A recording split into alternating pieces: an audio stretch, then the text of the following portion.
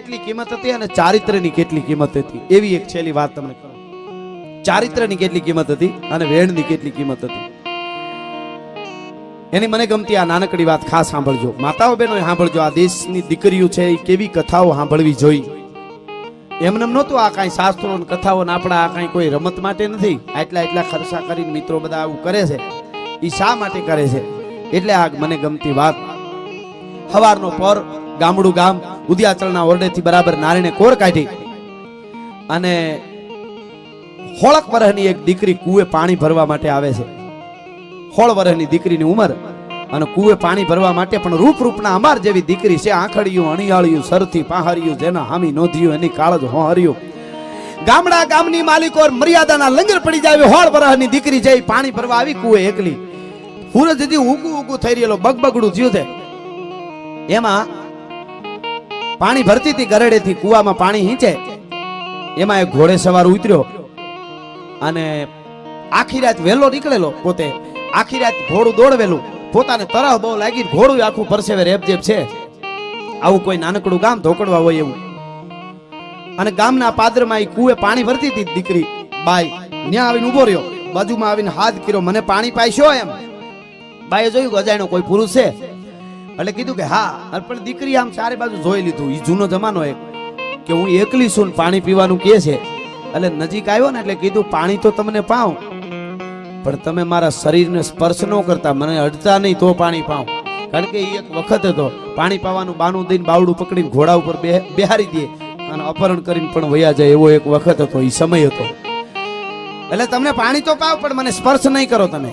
અરે પણ હું તો તમને શું કામ સ્પર્શ? મારે બસ પાણી જ પીવું છે. હું તો વટે માર્ગું છું કે તમે મને જો સ્પર્શ કરો મારા શરીરને ક્યાંય પણ અડો તો તમને રામ દુવાય છે લ્યો.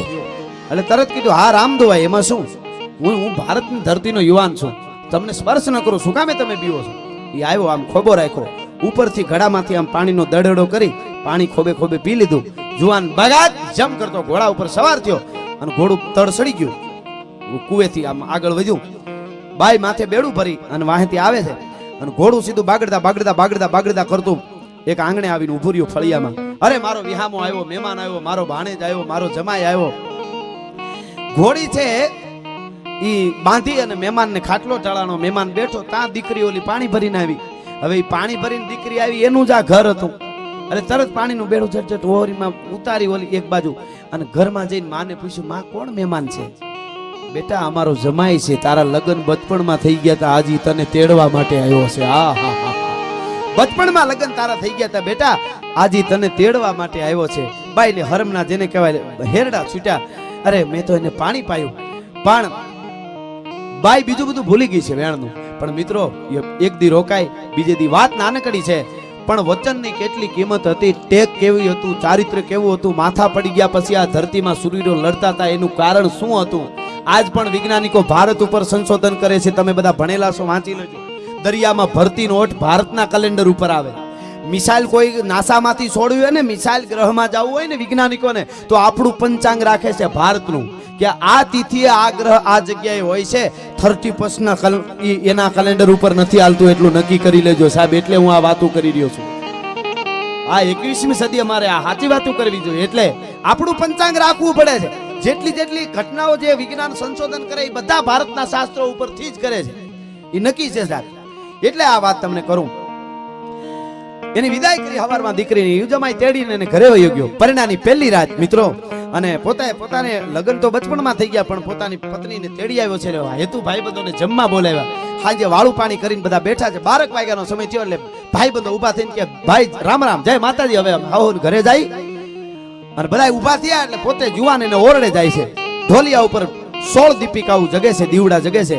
અને પોતાની પત્ની છે એ રાહ જોઈને બેઠી છે. ઉષાને જવાની ગજી આવતી થી, લજાતી ખુમારી જરી આવતી થી. પિતા આંગણે માતને પ્રાણ પ્યારી કળા હોળવંતી હતી એ કુમારી. છૂટા કેસ કાળા હુવાળા રૂપાળા, બહુ ખેલ ખેલે સખી સંગ બાળા. હસે ને વળી વાત છેડી હસાવે, ગણી તાલી એ ગીત સંગીત ગાવે. ઉમા પૂજતી દેવની દ્વાર જાવે, જપે નામની ધૂપ જ્યોતિ જગાવે. એવી બાઈ રાહ જોવે છે. એમાં કટ કટ કટ કટ પગરખાનો અવાજ આવ્યો એટલે ઢોલીએથી નીચે ઉતરી ગઈ બાઈ. મર્યાદા એ વખતની એક બાજુમાં આવીને જુવાન ઉભો રહ્યો. હાથમાં તુલસીના 2 બેરખા છે, તુલસીની માળાના. આમ બેરખાનો ઘા કર્યો, લ્યો આ બેરખો. એટલે કીધું કે બેરખો કેમ આપો છો? કે ભગવાનનું ભજન કરવાનું છે તારે ને મારે. હવે કે હા એ તો કરશું, એમાં શું, પણ સીધી ભજનની જ વાત કરો છો? તો કે એમાં છે એવું કે તે કીધું એમ મેં કર્યું છે. કે મેં શું કીધું? કે કુવાને કાંઠે પાણી પીવા આવ્યો તો તે કીધું તું કે મારા શરીરને સ્પર્શ કરો તો તમને રામ દુવાય છે. હવે આજીવન જીવી ત્યાં સુધી ઠાકરનું ભજન કરી જિંદગી પૂરી કરવાની છે, બાકી એકાબીજાને સ્પર્શ ન કરી શકાય. કઈ ઘટના હોય છે સાહેબ, મગજમાં નો બેહે જેવા તેવાને. આ બનેલી ઘટના છે. અને તેથી બાઈ ને પોરાના પલ્લા છૂટી ગયા. હો ભાઈ, 16 વર્ષની કન્યા આવેલી હતી. એમ બોલી, વાહ જુવાન, શાબાશ શાબાશ જુવાન, તારી ઓછણી ઓટીને આવ્યું તોય મારા માટે ઘણું છે. બાકી આ શરીર, આ તો લોહી અને માંસનું શરીર બનેલું છે. કાલે શરીર હુકાઈ જાય, બૂઢા થતા આવીશું, મોઢામાંથી લાળું પડતી છે, એને વાર નથી લાગતી. હવે તો અખિલ બ્રહ્માંડના માલિકનું ભજન કરીને જીવન પૂરું કરીશું અને જગતના ચોકમાં આપણો ઉજળો ઇતિહાસ રહી જાય. તારી જનેતાને ધન્ય છે જુવાન. બાઈને પોરાના પલ્લા છૂટી ગયા. મિત્રો હવાર પડી, હવાર પડે એટલે એના હાવરાની ખબર ન પડે. એમ હું બોલું બધું, પણ હાંજ પડે એટલે જાણે હજારો ગાઉનું છેટું પડી ગયું. બાજુ બાજુમાં બેના ખાટલા ઢળાઈ જાય, ઠાકરનું માળા ફરે. મિત્રો 1 દી 2 દી 5 દી 15 દી દિન ગણતા માસ ગયા, વર્ષે આતરિયા, સુરત ભૂલી સાઈબા, હવે તો નામે વિહર્યા. 5 વર્ષના વાણા વાઈ ગયા. 5 વર્ષના વાણા વાઈ ગયા ભાઈ. 5 વર્ષ પછી એકવાર સોમાહાનો વખત આભા મંડળ જેને કહેવાય કાળું ડિબાંગ થઈ ગયું છે, 8 મહિનો. અને વીજળી ઉથલમાંથી સાપ કડાક થાણા નાના નાના કરતી ત્રાટકે ને મોરલા ગળાના 3 કટકા કરીને કે હક જેને કહેવાય બોલી રહ્યા છે. એમાં ધીરે દઈને માળાનો બેરખો ફેરવતી ફેરવતી બાઈ એટલું બોલી. 21 વર્ષની બાઈ છે, એટલું બોલી. સાંભળ્યું? અને પતિએ કીધું હા. કે 5 વર્ષ વયા ગયા તમારા આંગણામાં તમારી ચૂંદડી ઓઢીને આવી. અને કે હા, કઈ સમયને ક્યાં વાર લાગે છે. કે મને વિચાર થાય છે કે તમારા જેવો ખાનદાન પુરુષ હોય, તમારા જેવું ઉજળું ખોરડું હોય, એનું એકાદું ફરજંદ, એનો એકાદો દીકરો કે દીકરી હોય તો એનો વંશ રહી જાય અને આખું કુળનું ખોરડું ઉજાળી દે એવું તમને નથી લાગતું? પણ વંશ રહી જાય એટલી જ વાત કરી. તા જુવાન બાજુના ખાટલે બેઠો તો ત્યાંથી ઊભો થઈ ગયો. બસ બહુ મોટી મોટી વાતો કરતી હતી ખાનદાની આવી હતી ત્યારે, કે તમારી ઓઢણી ઓઢીને આવી છું એ જ મારા માટે ઘણું છે. હું ખાનદાન છું ને આમ છે ને તેમ છે ને. હવે સંસારના તને મોહ જાગ્યા છે તો તેથી જ કેવું તું તારે. 5 વર્ષ પછી સંસારના મોહ જાગ્યા છે. અડધી રાતે કહેશો કે એકાદું સંતાન હોય તો સારું. અને તેથી બાઈ બોલી, મને પેલા સાંભળો, હું ભારતની આરી નારી છું, તમારી ચૂંદડી ઓઢીને આવી છું. મને સંસારના મોહ વાલા હોય તો તેથી જ કહી દો કે મને પૂરી સાંભળો કે શું કે પરણીને આવી 5 વર્ષથી તમારા આંગણામાં આવી, કોઈ દી માંગ્યું નથી કાંઈ. આજે એટલી માગણી કરું છું કે હવે મારી નાની બેન 17 વર્ષની થઈ ગઈ છે. મારા બાપની પાસે તમારા માટે નાની બેનનું માગું લઈને જાઉં છું. એની હારે લગ્ન કરીને એનું તમારે વિસ્તાર વધારવાનો છે. ભલા માણસ મને ના ન પાડતા. આ બનેલી ઘટના મિત્રો, આ દેશની ધરતીની. અને માગું લઈને આવે છે ને એમ કે છે, બાપુ તમારો જમાઈ બહુ ખાનદાન છે, આવો પુરુષ ભાગ્યશાળી ને મળે. બાપુ મને એટલો પ્રેમ આપે છે, મને એટલું મારું રાખે છે. પણ પરમાત્માની જે ગતિ હોય, અમારે સંતાન નથી. એને બીજું કઈ ન કીધું કે અમારે નીમ છે, અમારે સંતાન નથી બાપુ. તો આપણી નાની બેન છે, મારી બેન ને નાની બેન ને જો મારા પતિને હારે લગ્ન કરાવો તો વિસ્તાર રહી જાય, અમારું ખોરડાનો દીવો રહી જાય. અને આવો કોઈ દીવો ગોતવા જતો હોય તમને આવો જમાઈ બીજે નહીં મળે. બહુ ડાયો છે, બહુ સંસ્કારી છે. બાપ રાજી થઈ ગયો. બેટા તું કહેતી હોય તો હું દવત ને દીકરી, તું આટલા વખાણ કરી તો મારે પછી હું જોવાનું હોય. ટૂંકમાં વાત કરું, ઘડિયા લગ્ન લેવાના અને જાન પરણવા આવી. મોટી પત્ની, મોટી બેન છે, પોતાના પતિની જાનમાં નાની બેનને પરણાવવા માટે પોતાના પતિની જાનમાં આવે છે. અને એ આંગણામાં જાન આવીને ઊભી રહી. મિત્રો મીઠા મંગળ ગીત ગવાણા, દીકરી વિદાય થઈ, નાની બેન. આખું એક વાતાવરણ છે એ કરુણ થઈ ગયું. ચાલો પાછા ફરીએ સાજન, હવે વાલપને વિસરીએ સાજન. કાંઠો ચાલીને ક્યાં લગ રહેવું, હવે જાઉં છે મધ દરિયે સાજન. એમ દીકરીની વિદાયનું ટાણું થયું અને પાનખરના વડલા જેવો થઈ અને બાપ 2 હાથ જોડીને ઉભો રહ્યો. ગાડામાં દીકરી બેઠી, કન્યા 2 હાથ જોડીને ઉભો રહ્યો ને એટલું કીધું, જમાઈ મારી દીકરીનું ધ્યાન રાખજો. કે હા મામા તમે ચિંતા ના કરો. કે નહીં, મારી મોટી દીકરી બહુ ડાય છે, એમ નાની દીકરી ડાય છે પણ થોડીક ભોળી છે, એની કાંઈ ભૂલ થઈ જાય તો જમાઈ મને તમે કઈ ઠપકો દઈ દેજો, મને ગમે એ કહો તમે, હું સહન કરી લે, પણ મારી દીકરીને દુઃખ ન દેતા. મારી નાની દીકરી બહુ ભોળી છે હો જમાઈ, મારી દીકરીને કાંઈ ન કહેતા, કાંઈ પણ થાય તો મને ઠપકો આપી જજો જમાઈ. તમે ચિંતા ના કરો. તમારી દીકરીને તમારી મોટી દીકરીએ કોઈથી ફરિયાદ કરી કે ના? તો શું કામે ચિંતા કરો? તો કે તો સાંભળો જમાઈ, તમે મારી મોટી દીકરીને જેવી રીતે રાખી છે 5 વર્ષ, એવી રીતે મારી નાની દીકરીને ન રાખો તો તમને રામ ધુવાય છે. આટલું વચન તમારી પાસે માંગુ છું ભલા માણસ. હા હા હા, મોટી દીકરીને જેમ રાખી છે એમ નાની દીકરીને ન રાખો તો તમને રામ ધુવાય છે. પણ ઓલી મોટી પત્ની હતી ને, એને વરરાજા સામું જોયું, પોતાના પતિ સામું, વરરાજાએ એના સામું આંખોએ વાતું કરી લીધી. હો આ હા, કે પરમાત્મા શું ખેલ કરે છે. અને મિત્રો પરણીને આવ્યા, પરિણાની પહેલી રાતે બીજા ઓરડામાં આ નાની પત્ની આવી. અને ટૂંકમાં વાત કરું તો પહેલી રાતે ઓરડે જ્યારે યુવાન ગયો ને, તેથી 5 વર્ષ પહેલા જે ઘટના બનેલી, એ ઘટના બની છે. આમ બેરખાનો ઘા કરીને કીધું કે લ્યો માળા ફેરવો, પરમાત્માનું ભજન કરીને આપણું જીવન પૂરું કરવાનું છે, બાકી સંસાર માંડવાના નથી. એટલે ઓલી બાઈ કે શું કામે આવું બોલો છો? કે ઈ તો તારી મોટી બેન, હું જ્યારે તેડવા આવતો તો મને પાણી પીવરાવવાની હતી, તો એ કીધું તું મને સ્પર્શ કરો તો રામ દુવાઈ છે. એટલે અમે 5-5 વર્ષથી ઠાકોરનું ભજન કરી, કોઈને ખબર નથી, બાકી અમે એકાદ બીજાને અડ્યા નથી, સ્પર્શ નથી કર્યો, એવા નિયમ છે. તો કે પણ મારે ક્યાં નિયમ છે? અને તેથી એને કીધું તું કે જઈ તને ઓળાવતા હતા ને તઈ તારા બાપે કીધું તું મોટી દીકરીને રાખી, એમ નાનીને ન રાખો તો રામ દુવાઈ છે. એટલે હવે તને પણ મારાથી સ્પર્શ ન કરી શકાય. પણ તાતો પોરાના પલ્લા છૂટી ગયા. આને હોત કે સાંભળી લ્યો તો હવે પતિદેવ, મારી મોટી બેન જે કોઠામાં આળોટી ની, ઈ જ જનેતાના કોઠામાં હું આળોટી છું, એનું ધાવણ મેં થાયું છે. હવે હું તમારે યારે ભગવાનનું ભજન કરી અને જીવન પૂરું કરી દે, બાકી એમાં બીજું આવે નહીં. હું ભારતની આરી નારી છું ભલા માણસ, હું ભારતની દીકરી છું, ભારતની આરી નારી છું. મિત્રો ભજન કરે છે બે માણસ, બે પત્ની અને એનો પતિ. એકાદ વર્ષ ગયું, ભગવાનને પરીક્ષા કરવાનું મન થયું. ભગવાનને એમ થયું હોનું હોય ને એની પરીક્ષા થાય, દુઃખે જેના ખમે એમ હોય એના ઉપર નાખે, અમુકના ઉપર ન નાખે.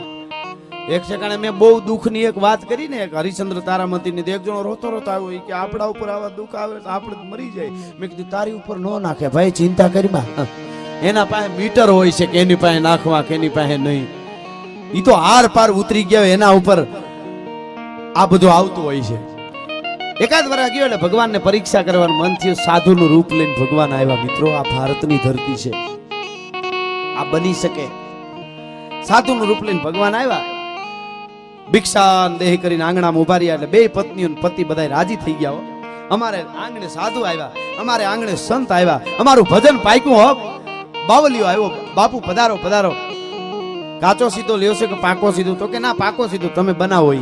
ટૂંકમાં ભોજન તૈયાર થયા, સાધુને જમવા બેહાર્યા. જમવા બેઠા એટલે કીધું હવે તમારા એકાદ બાળકને મારી યારે બેહારો તો મને જમવાની મજા આવે. તો કે બાળક નથી. હે કે બાળક નથી?